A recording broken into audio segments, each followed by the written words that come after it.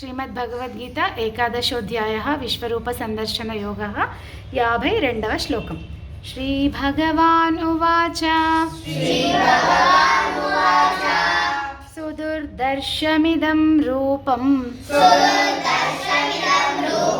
दृष्टवानसि यन्मम देवा अप्यस्य रूपस्य नित्यं दर्शनकाङ्क्षिणः सुदुर्दर्शमिदं रूपं दृष्टवानसि यन्मम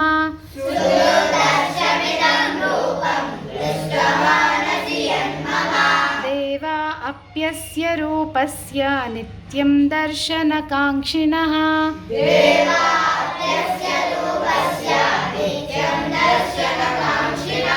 सुदुर्दर्शमिदं रूपं दृष्टवानसि यन्मम देवा अप्यस्य रूपस्य नित्यं दर्शनकाङ्क्षिणः